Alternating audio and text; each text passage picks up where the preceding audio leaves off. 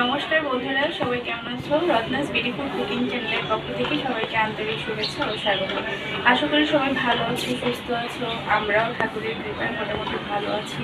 তবে বর্তমানে বাংলাদেশে একটা বিপর্যয় চলছে। মাইলস্টোন স্কুল অ্যান্ড কলেজের ওপরে একটা বিমান বিধ্বস্ত হয়েছে। তো তার জন্য অনেক বাচ্চারা মারা গিয়েছে এবং অনেক বাচ্চারা আহত হয়েছে। ওখানে যতগুলো বাচ্চারা ছিল ম্যাক্সিমাম হচ্ছে নার্সারি থেকে 7-8 পর্যন্ত পড়ুয়া বাচ্চারা। তো এই জন্য সবাই আমাদের আছে, সবার মন খারাপ এবং এই বেদনা কাতর নিয়ে রয়েছি। আসলে অনেকটাই বাচ্চাগুলোর জন্য খারাপ লাগছে এবং তাদের পরিবারের জন্য খারাপ লাগছে, যেসব মায়েরা তাদের ছোটো ছোটো বাচ্চাদেরকে হারিয়েছে এবং যেসব ছোটো ছোটো বাচ্চারা আগুনে দগ্ধ হয়ে পাড়ার হসপিটালে কাতরাচ্ছে, সেসব বাচ্চাদের জন্য আসলেই খুবই প্রাণটাকে কেঁদে ওঠে। এবং সে সকল বাচ্চাদের জন্য ঈশ্বরের কাছে এটাই প্রার্থনা, যাতে বাচ্চাগুলো সুস্থ হয়ে যায়, ভালো থাকে, সুস্থ থাকে এবং সুস্থ হয়ে প্রত্যেকের মায়ের কোলে ফিরে যায়। তো বন্ধুরা, আজকে ভিডিওটা শুরু করছি ঠিকই, কিন্তু মনটা আসলেভাবে ভালো নেই। তো যাই হোক, আজকে দুপুরে রান্নাবান্না করবো। কী রান্নাবান্না করছি তোমাদেরকে সেটা দেখাচ্ছি। রেডি। তো বাজার থেকে এই যে মাছ নিয়ে এসেছিলাম, রুই মাছ। তো আজকে মাছটার উপরে রেসিপি থাকবে। তো মাছটা আমার কেটে নিতে হবে। প্রথমে আমি মাছটা কেটে নিচ্ছি। তো বন্ধুরা, তোমরা দেখতে থাকবো, পাশে থাকবো। তো প্রথমে আমি মাছের আঁশগুলো ফেলে নিচ্ছি।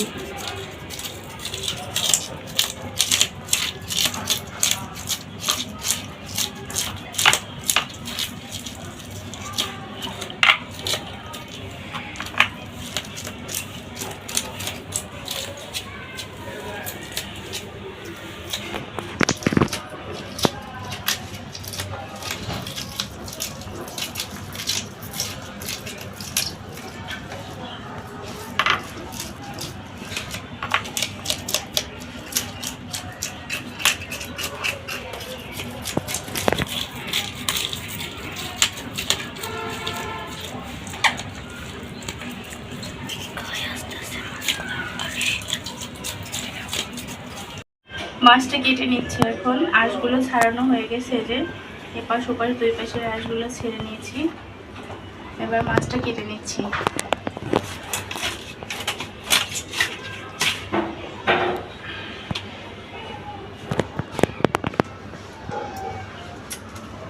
মাছটার ভিতরে কি ডিম? ডিম হয়েছে?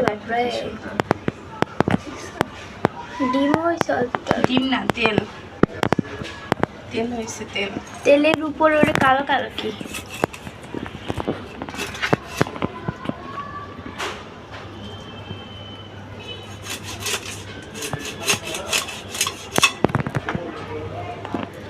মুখের হাড় ভিতরে কেমন চাকার ভিতরে কি যেন আছে, চাকা।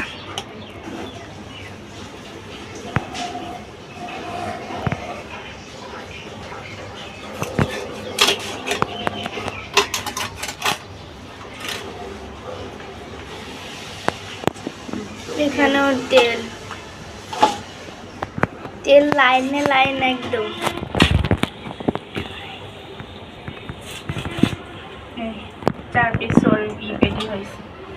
বড় বড় করছে, আগে তুমি ছোট ছোট করতাম। এটা কি শক্ত শক্ত?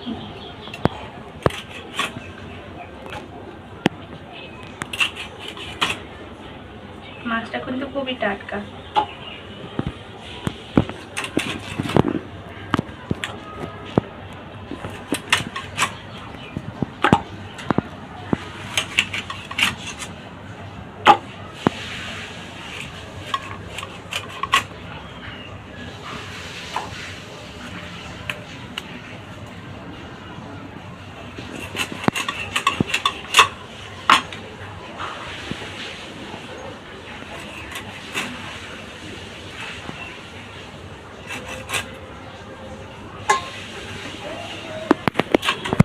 লেজটা কি খাবে তুমি?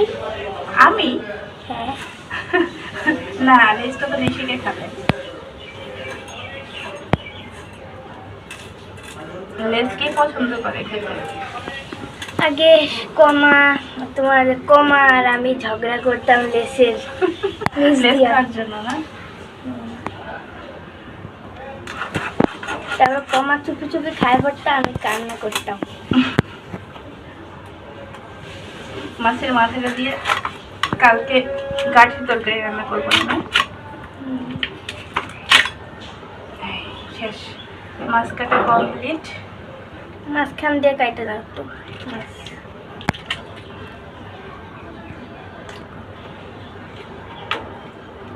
ফুলকপিটা বের করে দিচ্ছি। মাঝখান থেকে একটু কাটো। প্রচন্ড গরম পড়ছে, প্রচন্ড গরম, এত গরম পড়ছে। গরমের জন্য আইসক্রিম খাইতে ইচ্ছা করতেছে। আমার ঠান্ডা লেগে গেছে গরমে, গলার ভিতরে ফুসফুস করতেছে, তাও গরম কাশি লাগে। আসতেছে, যে মনে হয় কফ জমে গেছে। ওই যে যে গরমের জন্য, ঘামের জন্য হ্যাঁ, রাত্রেবেলায় সেই গরম পড়ছিল কালকে। 2-3 দিন ধরে খুব গরম পড়তেছে। আগে অনেক বৃষ্টি হইতো, এখন আর বৃষ্টি হয় না, না, গুড়ি গুড়ি হয় কেমন যেন অল্প দুই। তো মাছ কাটা আমার কমপ্লিট। এই দেখো, এটা কি, দেখো দেখো, এই যে এটা মাছের পিত্ত। পিত্ত খাওয়া যায়? এরাম, এটা পিতা। এটা গলে গেলে মাছটাই পুরো নষ্ট, খাওয়া যাবে না। আর এই যে তেলটা, তেলটা বেগুন দিয়ে সুন্দর তেল বেগুন করলে সেই টেস্ট লাগে খেতে। তো তেলটা রেখে দিলাম। তো বন্ধুরা দেখো, এই যে এক মাছটা গামলা কমপ্লিট। এখন এটা রান্না করব। তো আজকে মাছটা রান্না করব হচ্ছে পেঁয়াজ রসুন দিব না, আজকে আদা আর জিরা বাটা দিয়ে মাছটা রান্না করব। সবসময় তো আমরা পেঁয়াজ রসুনের ব্যবহার করি, তো আজকে একটু ব্যতিক্রমভাবে রান্না করব পেঁয়াজ রসুন বাদে।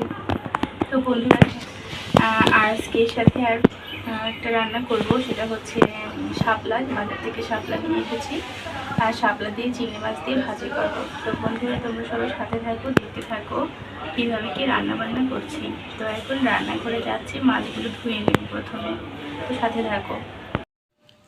মাছগুলো কেটে ধুয়ে এবার নিয়ে আসলাম। তো রান্না শুরু করব। রান্নার জন্য যে মাছগুলো নিয়ে নিয়েছি, যতটুকু আমার দরকার ততটুকুই। এখন মাছগুলো সুন্দর করে লবণ হলুদ তুলে মাখিয়ে নিচ্ছি। লবণ হলুদ দিয়ে মাখিয়ে এবার মাছটা ভেজে নেব।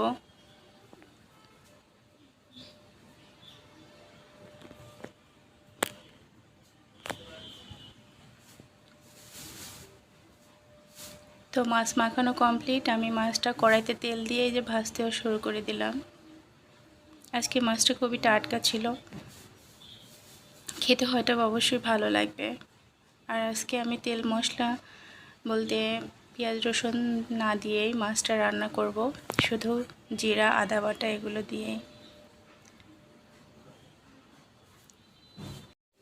মাছ ভাজা কমপ্লিট, মাছ ভাজাগুলো তুলে নিচ্ছি।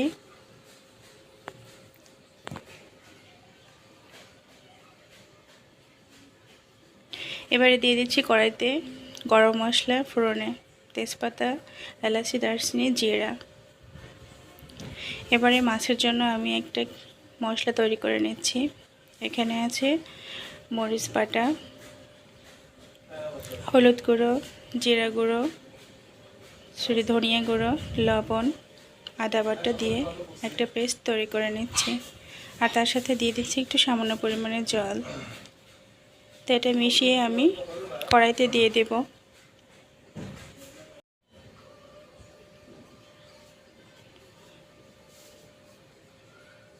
তো বন্ধুরা দেখো, এই যে চামচ দিয়ে একটু ভালো করে মশলাটা মিক্স করে নিচ্ছি। তো দিয়ে দিলাম কড়াইতে, আর একটু সামান্য পরিমাণে বাটি ধোয়া জলও দিয়ে দিয়েছি। এবার আমি মশলাটা কিছুক্ষণ সময় কষিয়ে নেব। তো মশলাটা কষানো কমপ্লিট। এবার দিয়ে দিচ্ছি পরিমাণ মতো জল।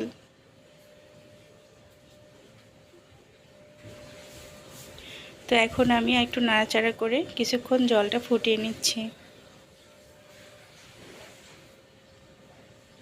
জলটা ফুটে গেছে, এবার আমি এর মধ্যে ভেজে রাখা মাছগুলো দিয়ে দিচ্ছি।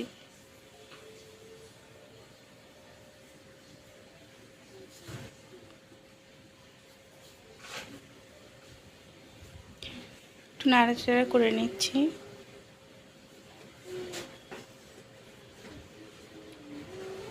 তো বন্ধুরা দেখো, মাছ কিন্তু রান্না করা প্রায় কমপ্লিট। এবার আমি এর মধ্যে দিয়ে দিলাম ভেজে রাখা জিরার গুঁড়ো। ভেজে রাখা জিরের গুঁড়ো দিয়ে আরও কিছুক্ষণ সময় মাছটা জাল করে নিয়ে এই যে তুলে নিলাম। তো বন্ধুরা দেখো আজকের মাছের ঝোলটা কেমন হয়েছে দেখতে।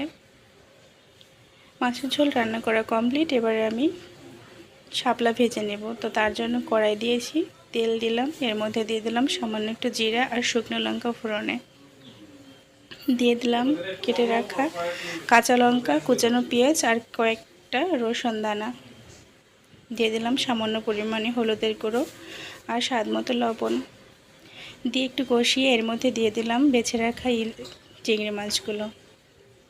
চিংড়ি মাছ দিয়েই আজকে আমি শাপলা ভাজি করব।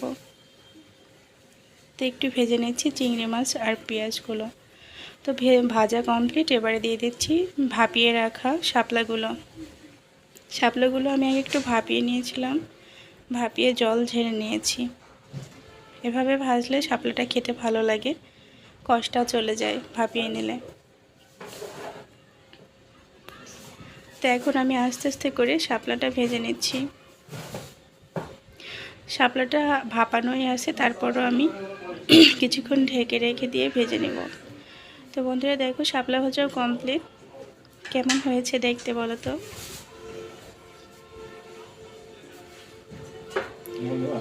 খেতে তো সেই স্বাদ লাগবে মনে হচ্ছে। তো বন্ধুরা খাওয়া দাওয়া শুরু করে দিলাম। তো প্রথমেই খাচ্ছি শাপলা ভাজা দিয়ে। খেতে কিন্তু দুর্দান্ত হয়েছে এভাবে শাপলা ভাজা। তোমরা ট্রাই করে দেখতে পারো বাসায়, কেমন লাগে। আমার তো খেতে ভালোই লাগছে,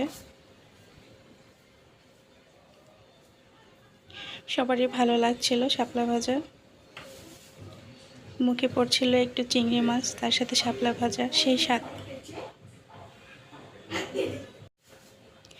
এখন খাবো মাছ দিয়ে। এই যে মাছের ঝোল নিলাম, এক পিস মাছ নিয়েছি, এর সাথে একটু ঝোল। খেয়ে দেখি কেমন হয়েছে রান্নাটা। খেতে কিন্তু দারুণ হয়েছে। এভাবে মাছের ঝোল তোমরা ট্রাই করে দেখতে পারো। তো যাই হোক বন্ধুরা, আজকের ভিডিওটি যদি তোমাদের ভালো লেগে থাকে তাহলে অবশ্যই কিন্তু কমেন্ট করে জানাবে। আর যারা আমার নতুন ভিউয়ার্স আছো, যারা নতুন আমার ভিডিও দেখছো, তাদেরকে অবশ্যই একটা রিকোয়েস্ট, আমার চ্যানেলটা সাবস্ক্রাইব করে সাথে থাকবে, পাশে থাকবে। তো আজকের মতো বিদায় নিচ্ছি। সবাই ভালো থেকো, সুস্থ থেকো, নমস্কার।